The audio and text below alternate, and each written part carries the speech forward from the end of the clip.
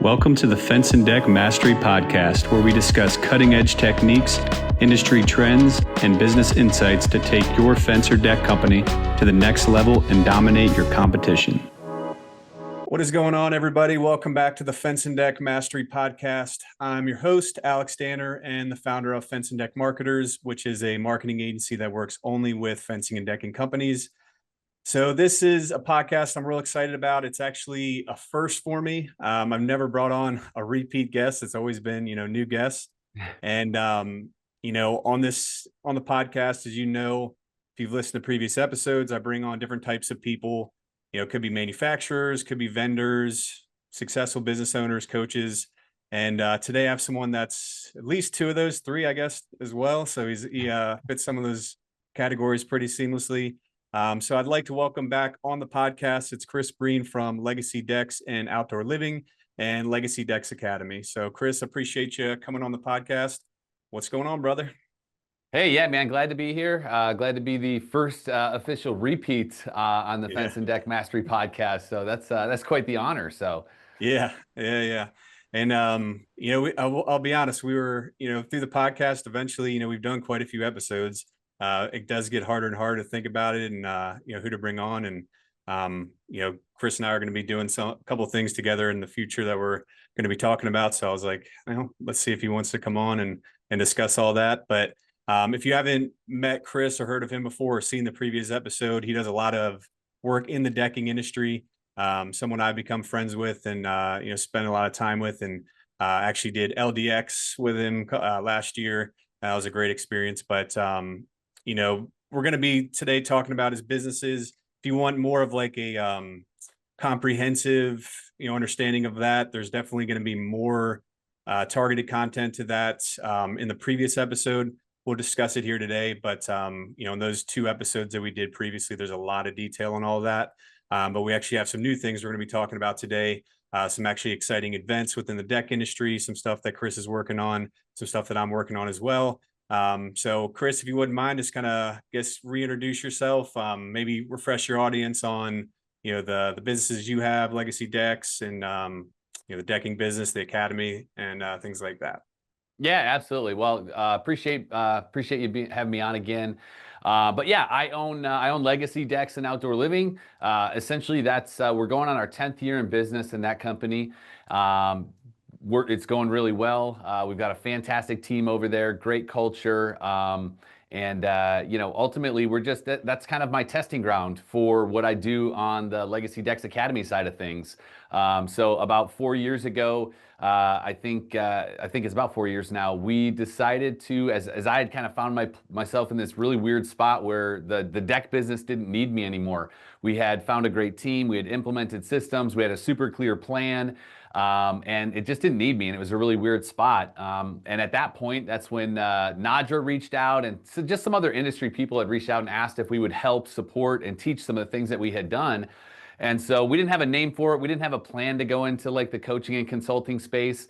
But Nadra said, hey, will you come teach at the awards? I think this is back in 2022 now, and maybe even 2021.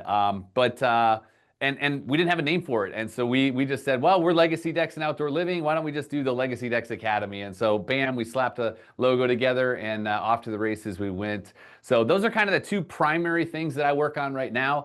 You mentioned LDX, the Legacy Day Experience. A lot of what I've created in my business is a result of the personal work that I've done. My coach put it this way. He's like, if you want to get there faster, you got to do the personal work. And so what would normally take 3 years, you could do in 1 year, because ultimately, like if you work on the business man before the business plan, the business gets easier, right? Because business doesn't get any easier. We just get better as businessmen, right? You know that, Alex, you've been through the Legacy Day experience. So I don't talk a ton about LDX because it's kind of a passion project, nonprofit thing that I do, but we do that. We're actually in the LDX run-up right now, the lead-up. It's like a 30-day lead-up into a live 4-day experiential event. Very deep work, a lot of personal work, but yeah, so that's what we're doing. I have a lot of fun. I really do enjoy doing what I'm doing. I had a guy yesterday ask me, he had just came in for our 2-day kickoff at the Academy. He's from St. Louis, and he asked me a handful of questions yesterday. He's like, hey, how do I pay a project coordinator, and how do I do the comp for a project manager? And then he ended the call with this. He said, caught me off guard. He's like, Chris, why exactly do you do this whole academy thing? Like, why are you helping people? It's really easy for me to answer because I have a ton of clarity inside of that, right? Like, I have been the guy working 60, 70, 80 hours a week in the field, bags on, estimates piling up that I didn't have time to get to, but I needed to get to keep the cash flow going. Guys that were waiting on product, and I've been like the guy wearing all the hats, and I worked my way out of that, not because I'm smarter than anybody else, but because I've frankly just did everything really wrong and figured out what didn't work. And so anyways, I answered his question. Basically, like, I want to see other guys win and gals win, right? Like, I want to do cool stuff with cool people around the world. And the only way I can do that is if the cool people I want to hang out with get some freedom. And so ultimately, the academy is a little bit of it's kind of a selfish thing that I've created because I love hanging out with really cool people, and that's the people that I invite into the academy. And we help them scale the business so that they can hang out, right? So ultimately, we want to have them make more money, have more time, and create a less stressful life because they deserve it, right? Like blue collar guys and gals work really hard. And so anyways, that's kind of a long intro, but that's what we do. And the deck business, like I said, it's a testing ground. Like we're constantly iterating as we're scaling, right? We're in the process of scaling to, $10 million plus. And so it's very easy for me to coach and consult people from a place of not theory, but from a place of actual practicing what I preach. And so it's pretty easy to do. I have a lot of fun. Get to meet cool people like you, and just it's awesome. So, but yeah, there Yeah. you go. Yeah. And I think I've that quote, it's like you're best suited to help the person you used to be, or you were in the past or whatever. So I Oh, I mean, love that. yeah. So I mean, like, that's exactly what you're doing. You've already been through all the trials and tribulations and all that stuff. So and just coming from me, who's learned from a lot of mentors, I mean, I can't even imagine where I'd be if I didn't have somebody that like taught me those shortcuts. I mean, I Yeah, really don't even want to think about where I'd be, honestly, because it'd yeah, probably be pretty ugly. So, I think everybody's got to be thinking about that. Whether it's one of Chris's groups or just anybody that, and I guess like should be helping you, like I, kind of a little bit of a tangent here, but I worked with like general business coaches in the past. I think it was like Tony Robbins' group. And then, like it was good and better than nothing, but it wasn't until I was working with people that had already had the type of agency I wanted, that I learned like that specific knowledge. And I think there's a lot of like contractor groups out there too, where they'll, teach everything. But if you're in decking, obviously for Chris's group, and I think there's several fencing groups too. You finding those people, it's going to be a lot better than somebody that's more of a generalist. So I think that's why so many have success in Chris's group for sure. yeah, yeah, absolutely. There's two ways to learn. You can learn from your own mistakes, or you can learn from the mistakes of others, right? And so, Yeah, arguably, I have found in my own personal life, like that paying for coaching and consulting has been way less expensive than all the mistakes I made in the first decade of my business career. I mean, I literally filed bankruptcy in 2000, like multiple hundreds of thousands of dollars of debt, like trying to figure out how to do this on my own versus, my coaches that, anyways, but this isn't about coaching or selling coaching. Like, I'm just like, you get it because you are in the same place. Like, you trust mentors to help guide you because, why not avoid some of the landmines and the hurdles that yeah, somebody else has already discovered, right? So, yeah, but cool. yeah. And I think I think about that a lot because you know it's so hard to see, like, and it's so easy to just kind of write it off like, okay, I don't do coaching, I'll just figure it out, I'll use all my time to get these things done instead of hiring, or doing it the way that the more successful people do it. But like, it's also just so hard to see, or it's impossible to predict what you would be if you did that. So if you kind of sit there, you don't do it, it's like, you have no way of knowing. And maybe that's like the scary unknown of it. But Yeah. if you do go after it, you would be, I feel like, just amazed. I feel like everybody would be amazed at like where their life went to if they took that plunge. Like, I was thinking about that with our, the group there just at the lake. And I was like, I would, on the, the retreat that we all did together, I would never have guessed in a million years I would be at this situation like a year ago, like Yeah. hanging out with all these awesome guys, like, and that all Yeah. came from just talking with Chris, like on a random Tuesday or Yeah. whatever it was, over social Right. media. Well, So I think we got to go deeper on that because the audience is like lake house retreat. What the hell? Are you, yeah, sorry. Yeah, yeah. really, literally, let's connect the dots. Like I saw Instagram post that you did talking about Nadra, promoting Nadra, which Nadra is all about like collaboration and community and association, right? And so, and that's a lot of what I mentioned to you that'd be good to talk about here because whether it's coaching or not, like you need to find that tribe of people you can collaborate with and do community and do life with, right? And so you're a part of that group with me. You went through LDX and you found a tribe of dudes that run their own business and deal with the same struggles and all that. And so you're a part of that little accountability group with me. And we all rented this like whatever 10,000 square foot mansion on the lake. What it was like a month ago, right? Yeah, And months that's ago. what I'm talking about when I say like I want to do cool stuff with cool people around the world and like stuff that we would never imagine doing, right? Like this place was like with we literally brought in our own chef that we flew in from across the country, paid for the house. I mean, we're talking, $5,000-$10,000 a day just to have the amenities, but like the power of community, the power of collaboration, and inside of that, we didn't just do business and set targets for where we're going, but we collaborated on just like every area of life. And you can see a vision for yourself in your life bigger when you're in an environment like that, right? Like you, I know Alex, you got some huge goals that you want to have, right, inside of life. The house like that, on the lake, the boats, the cars, like we all have that. And so, but if we don't put ourselves into an environment where we can see that possibility, and a lot of that comes from just who you surround yourself with and who you collaborate and who you have community with, right? Whether you're paying for coaching and consulting or not, like there's plenty of opportunities to collaborate with groups like Nadra. There's a ton of deck and fence communities out there of guys that just share ideas and talk about what's working and what's not working. And so that was the lake house thing, and that's how we ended up, like I know a ton about Alex and his life and his desires and all of that. And like the sum total of the guys that were in that house, there was 20 guys in that house. But the enterprise value, like if you look at the business value of all of those companies, like hundreds of millions of dollars worth of value, there's knowledge inside of that. Like Alex has experienced things that I haven't experienced that he can share with me, right? And so I don't know, I get excited about it because like it matters. And the first decade or two of my entrepreneurial life, like I operated alone. I was trying to figure it out on my own. I was hiding like what was really going on in the background. Like in the front, everybody thinks you got it figured out.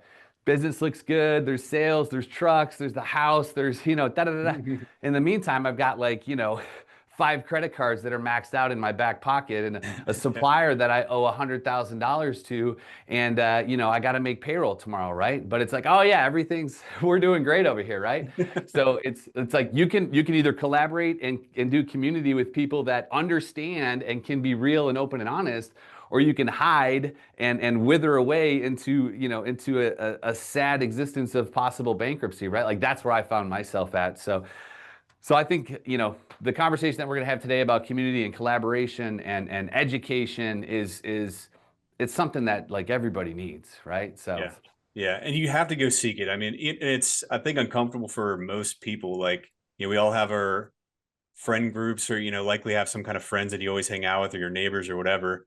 And most people are like, this is good enough. But if you want something bigger in life, you have to just get out of your comfort zone. I remember when I first joined BNI, like way back when I was really trying to like take steps forward, and I was just like so worried about those calls and like talking in front of people and things like that. It just like terrified me. yeah, And like, that was kind of the stepping stone. I'm not in BNI anymore. It was a good kind of start. But if I didn't, make that plunge or go seek people that are like me or have similar motivations, literally nothing would have changed ever. And if nothing changes, it's more than likely going backwards. Let's be honest, like you're probably going backwards to a point where it's just going to get worse if you're not doing something different to like get better at it. So yeah, it's kind of how I look yeah. at And it. and and you mentioned you get like when you get better at something, like you people look at you like you're successful, right? And successful people are really just people that have failed a whole bunch, right? Successful people are standing on a mountain of failures. So why not access those failures and learn from them so we don't make them ourselves, right? That's kind of how I look at it. So Yeah. Yeah. Oh my God. I mean, the amount of time, I mean, paying for the coaching, whatever you end up doing, like it's hard to say like what you would save or what you make by joining that group by just kind of sitting there. But it's just a guarantee. If you find the right people, you're going to grow and you're going to have a good benefit from it. Just make sure you kind of vet the associations or whatever the group it is, I guess, before you join something. But, yeah. as long as you're finding a good one there. So, I did want to talk about, so I know we have several events that are coming up, and I know that you have one. This is an event that you're running for the first time, so it's gonna be real exciting. DeckX. So I'll let you tell everything about it and kind of go into the details there.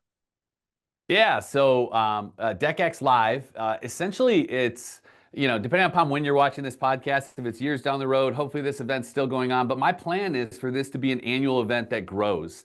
And, there's a ton of events out there that are trade show kind of focused, that are vendor focused.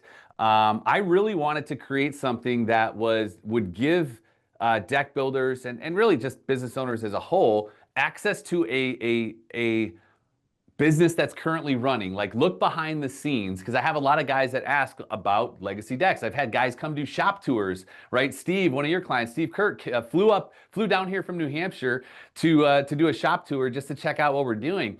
And so I created DeckX. This first round is going to be probably the best opportunity for people to see legacy decks, because it's going to grow from here and we won't be able to house everybody. Maybe we'll get some buses and bring people to legacy decks. But people want to see my team, talk to my team, see my systems in action. And so DeckX Live is going to be just that. It's going to be a behind the scenes look at all of the systems and the people and the plan and the operations that we have inside of Legacy Decks to run our business. Literally come and see the trucks, see the offices, see the lack of file cabinets, because we don't have file cabinets around here. We're pretty much all digital, right? Like, those are systems that we teach. See our showroom trailer, like come see the entire operation and talk to my team, not just me. Like, it's one thing for me to tell people about what we do, how we do it. DeckX Live, they're gonna get access to talk directly to my project managers, talk directly to my administrative staff, talk directly to my salespeople, and just how do we run the business on the daily. So that's gonna be one piece of it. The second piece of it, because it's a 2-day event, September 12th and 13th, this is 2025, depending upon when you're watching this, but it's going to be 2 days, and the first day is going to be mostly collaboration and masterminding with my team. The second day is going to be collaboration and masterminding with the other 50 deck builders that'll be in the room. So we're capping this one at 50. Alex is going to come in and deliver some real value inside of his expertise and his area of expertise. So that'll be part of what we do on day 2, likely. And then the entire day 2 is like literally just getting guys really clear about, after seeing what we're doing, putting that through the lens of where do they want to go in their business? Where do they want to go? Where are they currently at right now? And what systems or tools or tactics do they need to implement to get there? And we're going to send them off with a really clear plan on what to do it. We're going to give them checklists and tools and templates and calculator, like all the stuff I can give away. We're going to be giving stuff away at that event. And if someone wants help with that, like, we can have that conversation as well. But ultimately, this is just a way for me to give a really good idea of what a successful operation looks like, a profitable deck business that doesn't require the owner to do anything inside of it. Like, that's what DeckX Live is going to be. And so I'm excited to have you be a part of it, and can't wait for this first group of 50, because we're capping it at 50 people, to come and just experience. And from there, every year it's just going to get better and better and bigger and bigger. Like, I want to fill a stadium of deck builders where we do this at, and bring in some really high level speakers, because that's what I've been experienced to and had exposure to. And again, none of us is as smart as all of us, right? So you're going to get some value from me and my teaching and Alex and his teaching, but like, all of us cumulatively that'll be in that room have got experiences and failures that we can share and learn from. And so I love this idea of collaboration and the fact that, like, none of us is as smart as all of us. So we'll do a promo code of some kind for you guys, but get to DeckX Live if you can make it. Would love to have you there. So Yeah, yeah. I mean, that is huge. Like we're talking about the groups that we're in, like the ones that I'm in. Um, most of the ones out there are kind of, well, maybe not. A lot of them are remote, and even if they're not remote, you don't really get to see kind of what you're about to show them. Like being able to see, if you're struggling or you're just trying to grow, seeing a business firsthand and like walking through the offices of like where the sales guys sit, the project managers, I mean, the office, the front desk, whatever. I mean, that's a really big deal. And if that ever popped up for agencies, I would immediately sign up for something like Right. that. Yeah, exactly. And actually, Yeah. you were at our office just this last Yeah. month, Yeah. I've right? seen it. Yeah. Yeah. Yeah. Yeah. I mean, it is a really, really cool spot. I mean, the way that you set it up, it's really big too. There's a lot going on there. But I'm not a deck builder, so I kind of take what I can from there. But you know, I like just the whole setup is really nice. But that it makes a lot of sense to be able to sit there and I guess all the questions that you have, it's kind of hard, or it's a lot easier when you see things firsthand. I guess if you can kind of go there and feel it and see it firsthand, it makes it a little bit more clear than if it was like a free document that you downloaded or something off a Facebook ad, anything like Yeah. that. Yeah. So yeah, I think Yep. that and the fact that it's on the smaller side, at least for this one, then you don't have when groups, if it's like a humongous like the Deck Expo or the Nadra groups, it can get a little bit overwhelming. So I think people will benefit by like a nice tight knit group Yeah. talking about it. So Yeah, it's gonna be pretty intimate. We're gonna have a VIP experience where you're gonna get the night before. We're gonna do some masterminding in a small group, have a good meal, and there'll be some extra bonuses, swag wise and stuff for that. But overall, yeah, this first one I'm super excited about. And like you've experienced some of our events. I pride myself on all the little details, on just really creating an amazing experience. And so, if you haven't been to one of our events, I highly recommend you get to this one because, yeah, it's going to be great. yeah, yeah, yeah. That the most recent event I was at was definitely you thought through that one. That was just that house alone was just insane to be. Yeah, I mean, being at the house on the lake where you're like, man, you like if anybody here's listening has ever been on like a boat and you're driving around the lake and you're like, my God, who is in like what is that house like? That's so crazy. Like who lives there? And you literally go to this house, you're like, wow, you're in that house. I Like the know, right? nicest It's one on got the it's got entire it's got lake. the putting green. It's got two Yeah. outdoor kitchens, the fire pit, the dock, the electronic shades, motorized shades to close Yeah. all the windows down. Like it was ridiculous. So Yeah, yeah, and probably 20 acres or so. I mean, yeah, 10, it was I don't know. huge. It's a It big was property huge. too. Pretty wild. But Yeah. okay, so you said day one, kind of get an inside look at, all the operations, what the team does and things like that. Will there be pieces where, Nick, your head of sales, is like they talk about the sales stuff, Yep. um, and then kind of go from different departments? How does that work? Yep, we're gonna do some breakout sessions where they'll be able to have kind of a panel discussion with each department, right? So the marketing, sales, financials, production, will have access to the team for those individual conversations, no question about that. And that'll be on this particular time. It's on a Friday. And I was kind of strategic in scheduling day two on a Saturday in hopes that most guys could be super present because hopefully their phones aren't ringing as much on Saturday as they would be on Friday. And so, yeah, that's day one will be mostly just access to what we do at Legacy Decks. Day two will be like, okay, you've seen how it operates. Let's take a look at like the systems behind the scenes that it takes to do that, and that'll be what day two is going to be about. Gotcha. Okay. And then you have VIP tickets, I think you said, and then regular admission so that's one extra day, basically. Yep, yep, exactly. Yeah, Okay. the general mission are 197 and the VIP are 497. So Okay. And I don't know, you might have already said this, but it's in Greenville for anybody that's curious. yeah, North sorry, yeah, Greenville South South Carolina. Yeah. Legacy Decks HQ. Cool. Cool. All right.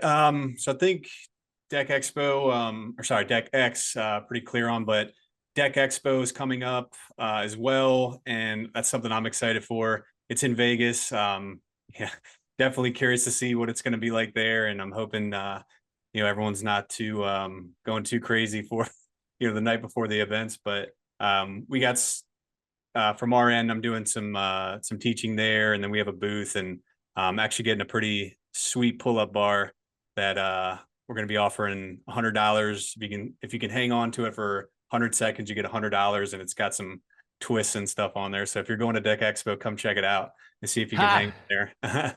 I'm pretty pumped for that. And we're trying to see if we can serve some beer. I don't know if they let us or not, but we're gonna try and do some fun stuff. But on top of that, the educational stuff, Chris always has different trainings and things like that. He had them last year, and I'm assuming previous years before. But what's kind of stuff can they expect from your end?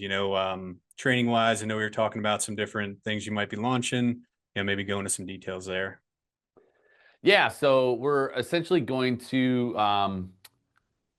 have a 2 hour session all 3 days. So it runs October 22nd, 23rd, 24th. And we're going to be running essentially the a deck business blueprint class, right? Essentially a blueprint to run a deck business. And so inside of that, we're basically going to spend 2 days going through having a really clear plan. And for me, a plan is like, okay, not just like what are we going to do this quarter, but what are we going to do this year, and how does that translate into the 3-year picture? And so we're going to spend the first day is mostly going to be on like, hey, what's the plan for the business? And a lot of guys, like, their plan is just to sell decks and collect checks, and hopefully there's some money left over at the end. And so day one, we're going to get really clear about like, hey, this is the plan based on where we want to get to.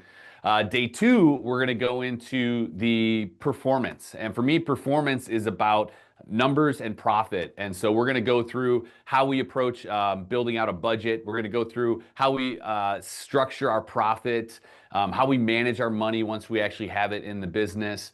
And then also a scorecard. Like, how do we track it? Like, if you don't have a scorecard to track the business, how do we know if we're winning, right? Just like if you walked into the Super Bowl and there was no scoreboard up, like, it wouldn't be a very fun game and we wouldn't know who's winning. So we got to have a scorecard. So that's part of day two. And then on day three, we're going to get into, okay, great. We know the numbers. We have a plan. Like, what are the systems or the playbooks, and how do we plug people into it? So day three, we're going to talk about things like our sales and marketing system, our production playbook, our hiring funnel.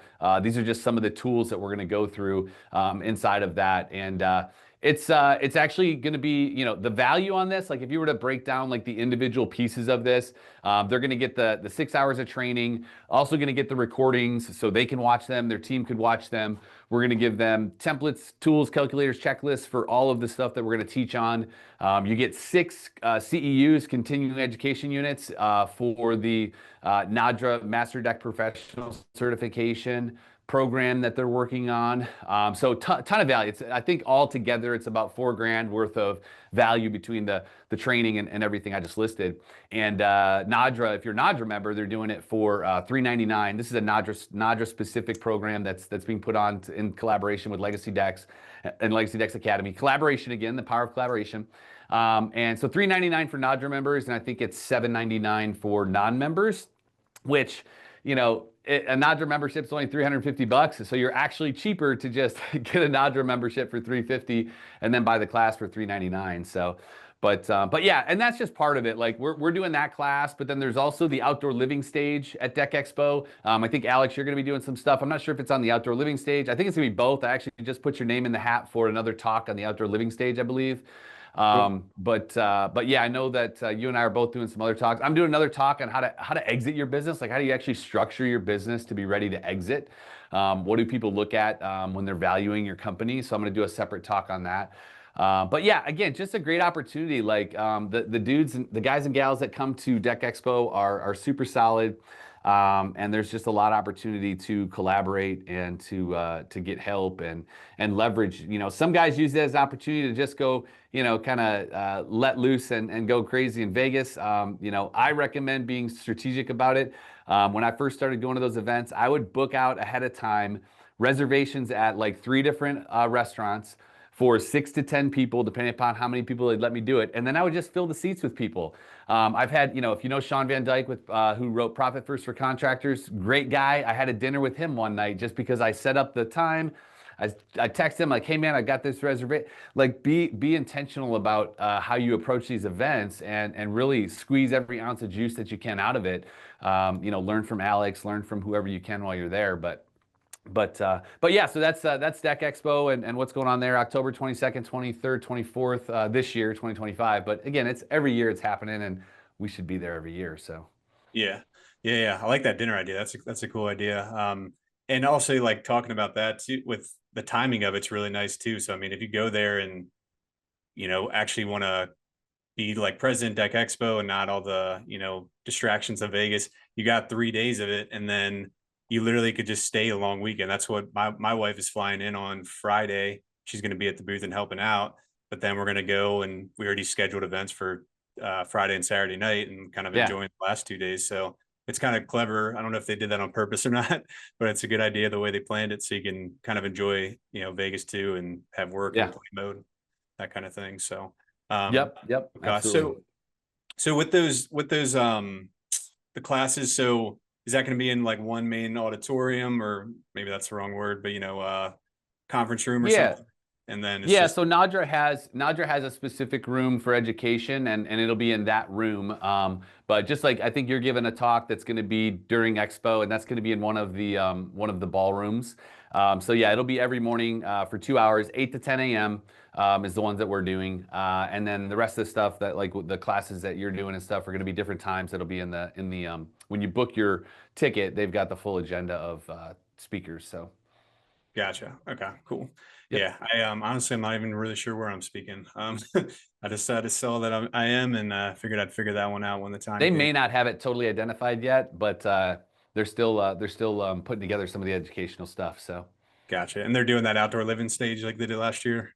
yeah, my understanding is it's going to be different than it was last year, a little bit more intentional on the seating and the positioning, and so yeah, should be a little bit better of a scenario this year than last year.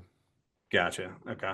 Yeah, Yep. and I know we mentioned Nadra a couple times. Always, try to go out of my way to, mention them whenever possible, because I do love the Beaudries and kind of what they do. And I mean, if you meet them, they're hard not to like. They're just good people. So, if you're in Nadra, or if you're on the fencing side, the AFA, we're part of both of those. But that's kind of a great, I would say, first step, nothing else, get involved in something like that. Especially if, maybe you don't have the funds to pay for something, more expensive or whatever, but just get around other people in those associations is great. And there's just filled with people that probably already have exactly what you're trying to build, just like guys like Chris, they already have the things a lot of guys are trying to build. So you can learn from them. And yeah, I guess Nadra has some other events and stuff too, right? They do throughout the year. They always have different events, I think, right? That you can kind of join. Yeah, there's some regional events that different people kind of spearhead, and if you're on the Nadra email list, you'll get access to all of that stuff. But yeah, they do some stuff. I know they've done some skeet shooting stuff and some different tours and things. So yeah. Gotcha. Any thoughts on, I mean, I know we've talked about different options, but now that you're so involved with the industry, if you were sitting there as kind of maybe a deck builder that's trying to hit 500,000, or maybe they're trying to hit 1 million, knowing all that at this point, like any idea kind of the steps that you would take, you know, that you would go to, I guess, like any best courses of action to really go to that next level, whether it's I guess just things that you wish you would have done at that point first. Is there any kind of Yeah. learning lessons you have there? Yeah, sure. I mean, we can talk high level or we can talk eye level, but like we can mix it up and talk both. But like essentially, I think what I missed the most when I first started off was I needed to have less hustle in my days and in my life and more strategy, right? Needed to have less hustle and more strategy. And what I mean by that is like I had this skill of being a deck builder, right? If you've ever read The E-Myth by Michael Gerber, he talks about this, right? And so I was a technician at a high level. I could build decks, but I wasn't a business person. And so I didn't have a plan. My plan was just like, hey, I know how to build decks. I'm doing it super cheap because I don't know how much I should be charging. And so people are referring me, and my friends and family are asking me to do them. And so why don't we just start a business, right? That sounds like a great recipe.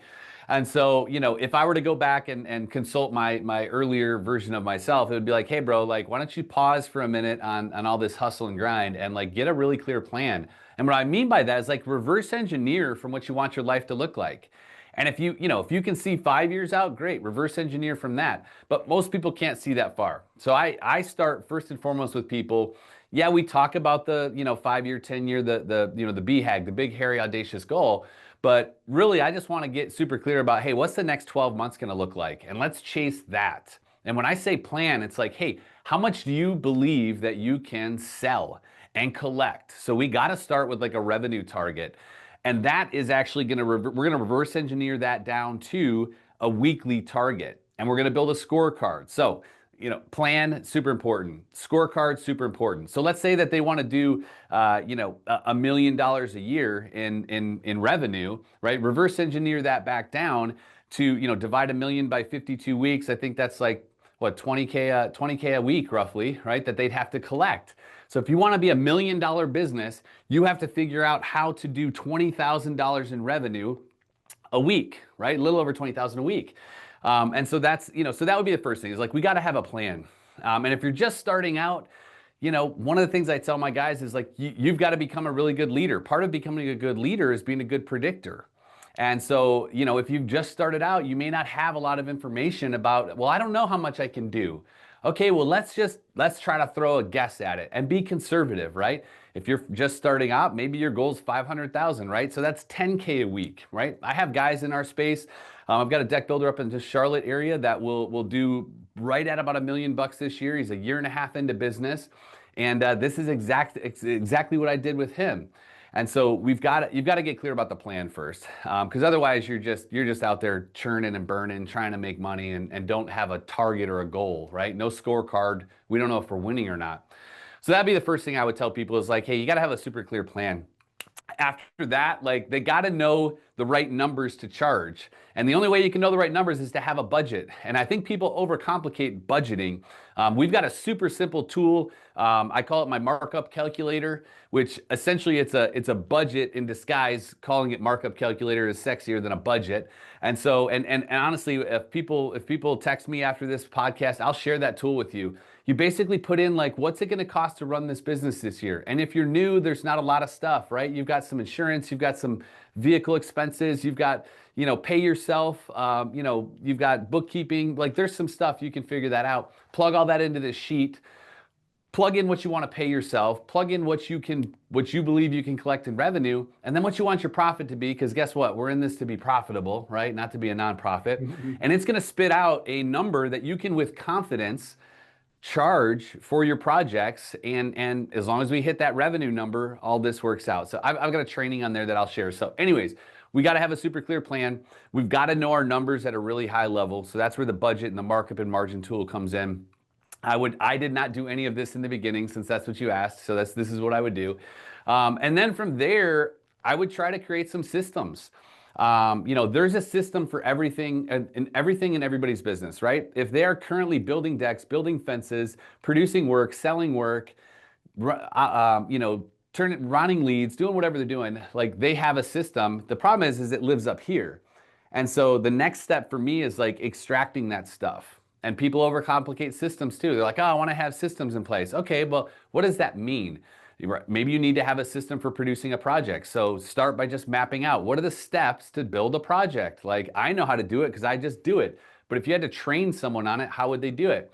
So we've got a tool for helping people create custom standing operating procedures, SOP tool, which basically just helps them extract the IP, the intellectual property, from their head and get it on paper so they can train someone else.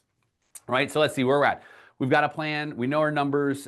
Systems is the next place. So extract the systems. And then the last thing is then you hire people, right? And this is me speaking to old Chris. Like, don't just go sell decks and hire people, because it'll be chaos and you'll have more people in the chaos. And that's what a lot of people do. And so for me, the last piece is team. And so I would get really clear about who I want on my team. Just because they have the right skills does not mean that they should be on the team. So I preach highly to my people, like hire for values, train for skills. Hire for values, train for skills. So what does that mean? That means you've got to be really clear about what are the values of the people you want to have on your team, right? For me, my values are an acronym that's all in, ALLIN, all in, which all in kind of sums up my team. Like they're all in. And so when I look for people, I'm looking for people that are always achieving results, lifelong learners, legacy focused, impacting people around them, and never accepting the status quo. That's my values. And so, but most people just look for, well, the resume looks good, and I talked to them on the phone, or I met them in person, and they seem good. And that's how I used to hire people. Well, I like them. I think they'll work. But like, are they a values alignment? Because if you have people in your organization that are not in line with the values, then they're not going. Your team's not going to be a top performing team, right? To have a championship team, you got to have a bunch of people that are focused on the same thing. And so, I know it's kind of a long answer, but like that's literally what I would do, and that's what I teach every day. Is like you got to have a plan, you got to know your numbers, you've got to have your systems documented, and you got to have a team of absolute killers to execute on it if you ever want to free yourself up from the day to day. So anyway, so I did not do any of that, right? I hired anybody. I sold as much as I could. I wore all the hats. I didn't know my numbers. I laugh at what I used to charge for projects compared to what I actually charge now. But now I know what I have to charge to be able to make a profit. And if I don't charge that, then I'm running a nonprofit, which is not a fun place to be in.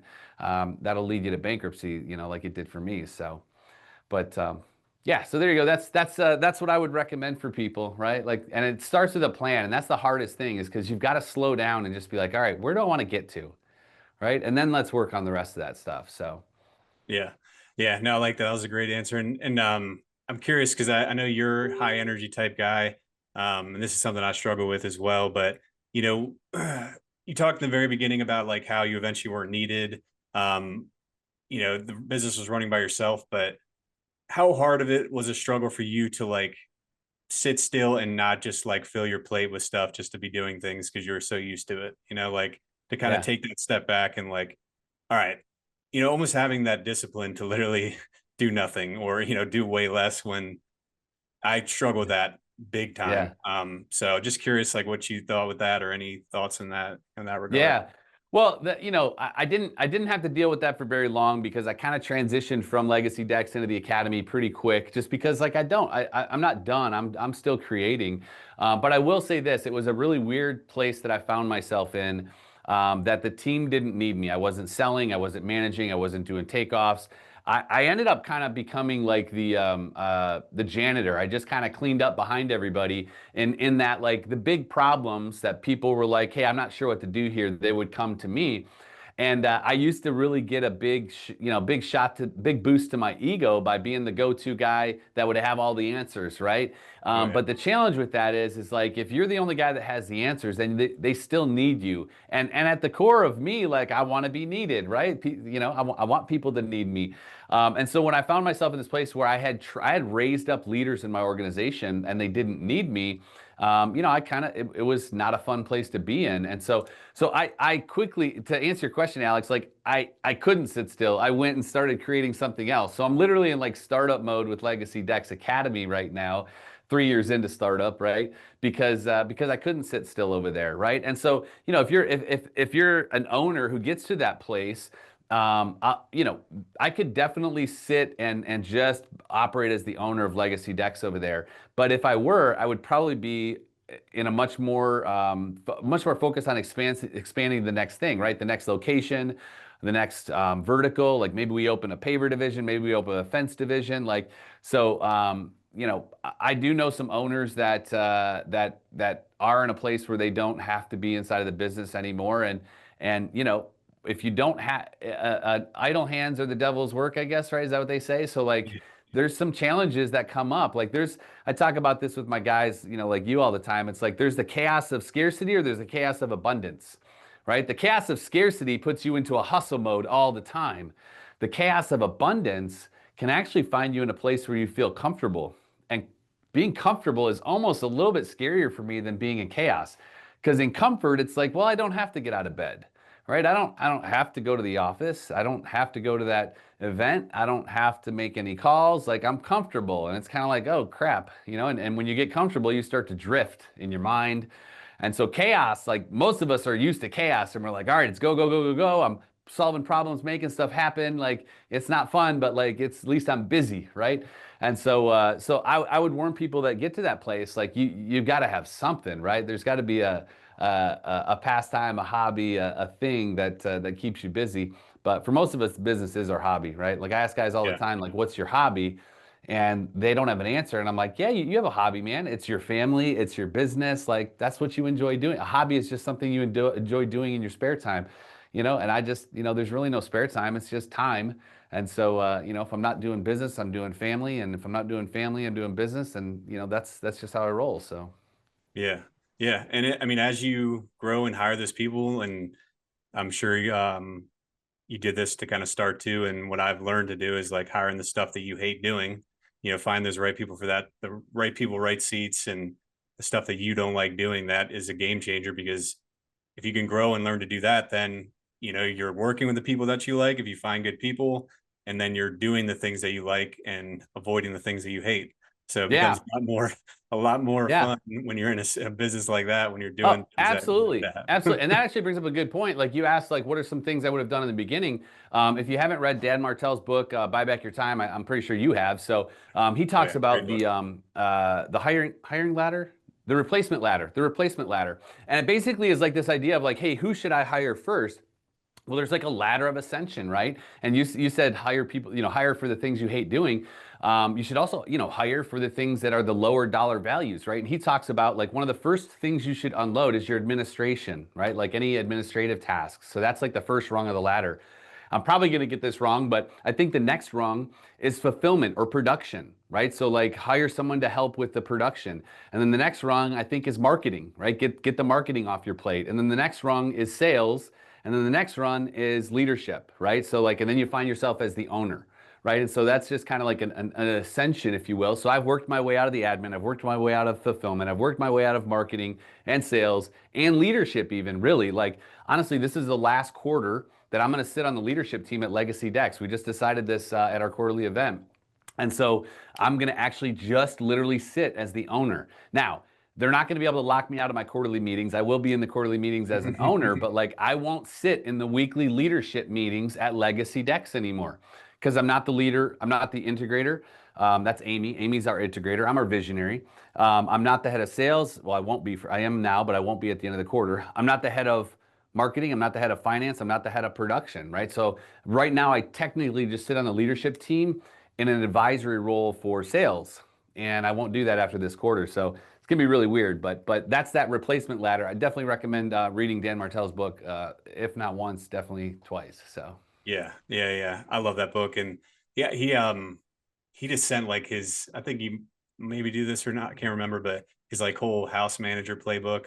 God, hmm that should be like a whole podcast, because I've been looking into that with my wife, and it just seems so cool. That, I mean, it's like insane what he does, like, and how he manages his life. I mean, everything Bro, it is detail. amazing. Yeah, his house manager even goes down to like he has the flossers and the gum that he likes in his car all the Yeah. time. I don't have it at that level, but I definitely do have. We have a house manager, and she makes my green smoothies. Like she pre-packages like 14 green smoothies every week for me. She puts all my this is my vitamin case that I use. She puts my morning and my afternoon vitamins in here. So I just grab like there's never a time where I don't have socks, underwear, t-shirts ready to get. Like my drawers are overflowing with clean clothes. Anyway, so house manager is definitely a game changer, and that's one of those replacement ladder things that you need to work towards. So Yeah. Oh my gosh. If anybody could sit down and think of all the stuff they do around their house and be like, God, I hate doing this. I wish, there's so many like low level tasks that everyone yeah, has.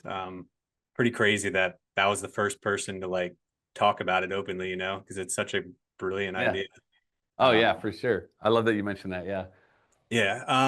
And one, I know we're getting kind of towards the end here, but I was curious, like, and I was talking to a client about this the other day, in terms of like the walls with contractors that you hit revenue wise, because one of our clients, around 5 million, they were kind of talking about like a wall they seem to have hit.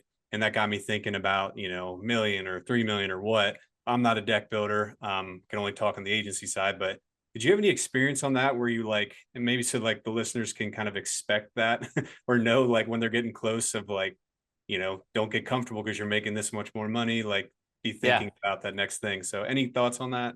Yeah, yeah, there's some sweet spots that you hit, right? The first sweet spot is like getting to that first $1 million, right? You got a super small team. As long as you've structured it right, you should be pretty profitable. You should be able to make six figures yourself because you're doing a lot of the roles in the business. So like that first sweet spot, or I don't know if it's a wall, but is $1 million. From there, like the 1 to 3 million, you're a couple hires away from going from 1 to 3. Like you don't have to hire an entire arsenal of people to get to $3 million. But that 3 million was probably what I would consider like a wall or a plateau. Like, how do we get to 5, right? So 3 was kind of was a spot where it was like, okay, there's some key systems and a couple people that need to be hired to get us to 5 plus. So I would say 3 million. So 1 to 3 is a couple of hires and it grows pretty steady. Your systems don't break. You get to 3 million. And there was some stuff that started to break down and we couldn't punch through that wall like you mentioned. The next one up from there, I would say is like 5 million. And 5 million is it's a kind of a comfortable spot, but the team can do more in my opinion. So the team that you build to get the 5 million can probably take you to 7. So what happens there is your overhead's a little bit inflated, but you should still be able to clear good profits at 5 million bucks. But you're gonna have to make a few hires to get to 10, right? So I would say, and I can only speak from my own experience. I haven't hit 10 million bucks yet, right? So we're on our way there, but we have a lot of experience in that 0 to 5. And but we're a really comfortable $5 million spot right now. Couple key hires away from going to 10. And our systems are strong, so we'll be able to get there. But I would say like punching through to get to that 1 million is the first one. Like just the belief that you can get there and get there profitably, not broke. And then a couple of key hires will get you to 3. And you should, some people that's like a comfortable business, right? You get to 3 million bucks.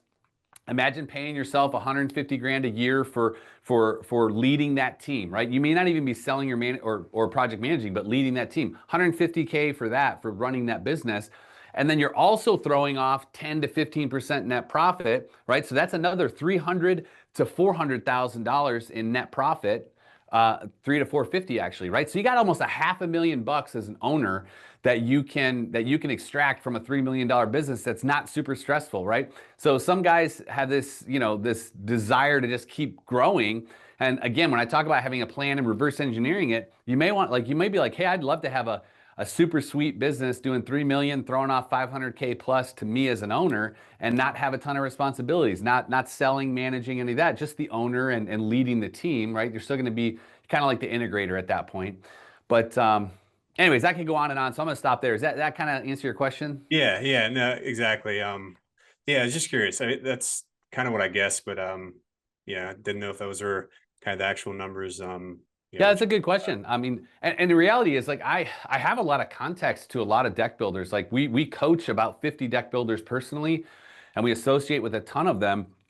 And I really don't know a ton of deck businesses. Now, there's a lot of fence and deck businesses that scale to 10, 20, 30 million, but I don't know a lot of deck only businesses. Now, there are some big ones that are 30, 40, 50 million, but they're few and far between. And so, I'm right now we're looking to we're at another location. We're looking to go to 10 million bucks and, I'll report back from there what it looks like once I get above the trees for that. nice, yeah, yeah. I've talked to strangely, like several pretty big companies that like 20 to 25 kind of recently. And it seemed like the guys that were doing that, I mean, the one that this one was working with builders. Like Hmm. I feel like I'm always surprised when I talk to the bigger companies because like they could have the worst website in the world and then they're making just so much money. And I'm like, well, obviously what we do is not the end all be all. There's other ways. Yeah. Yeah, I guess you have to have something strategic like that. Just Was like that a deck only company or fence and deck or? it was deck and outdoor living. Yeah. Okay, gotcha, Yeah. So they might have done fences, but they were it was Dex was in the name. I can't remember the name, but yeah, Dex was in the name, so that was like their primary. But gotcha. yeah. But anyways, I guess there's always some way, that kind of thing. But okay.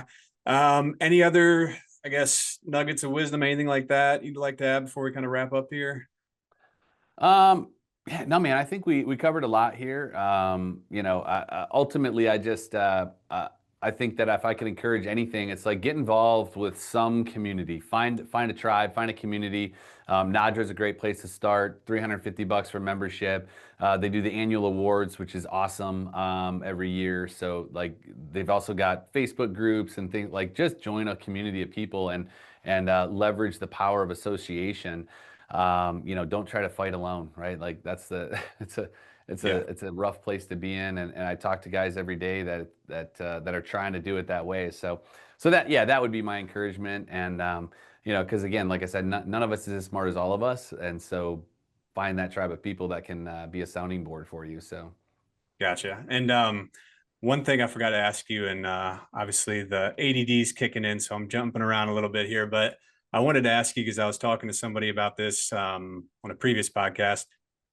Where do you think the decking industry's headed? Like, how do you think, 5, 10 years from now, things are going to go with like the crazy advancements that we're seeing in like steel frames and, lifetime decks basically that last just forever? Where do you think, what do you expect to see with the decking industry? Like, you think it will go down because there's less work for contractors to have to do things, less need for it? Or do you think it'll just continue to advance and, cool stuff's just going to keep coming out and kind of propel it? Well, as far as the industry and the opportunity, like I think there's a ton of opportunity for replacement. Like there's so many decks that are past their usable lifespan that like there's like the industry is going to continue to boom. From there, like deck building as a vertical, if you will, is not always been a thing, right? Like they've got electricians and plumbers and home builders, but like deck building is not always been looked at as an industry specific, and I think that that's going to be more and more common. I think that with initiatives like Nadra's putting out with creating a certification, like to become a certified deck builder. You don't have to be a certified deck builder, right? An electrician, you can get a certification. A plumber, you can get a certification. A pipe fitter, a welder, like, but deck building, arguably a very important piece of the home it has no certification process. So I think that's on the forefront as well.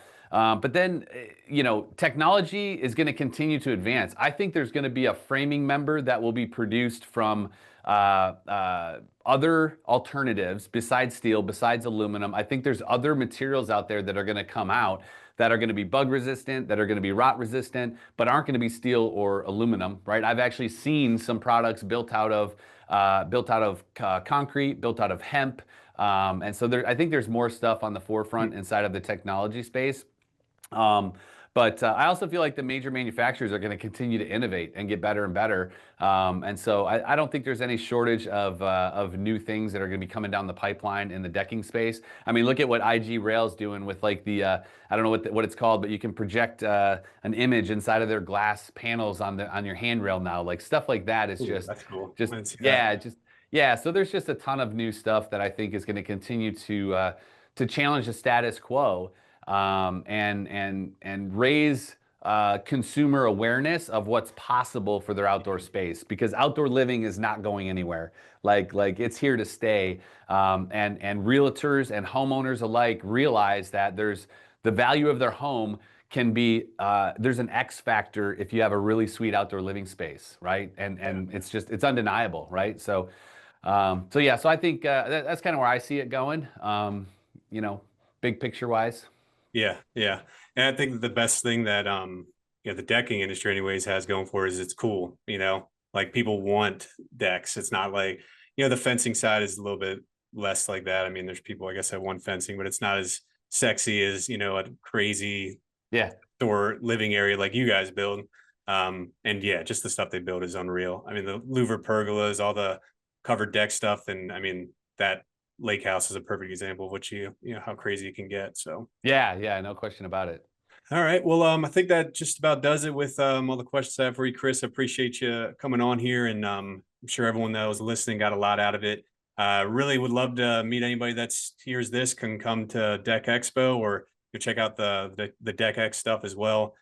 Chris, I know on Instagram. I mean, what's the best way to reach you, follow you? Is it just through Instagram?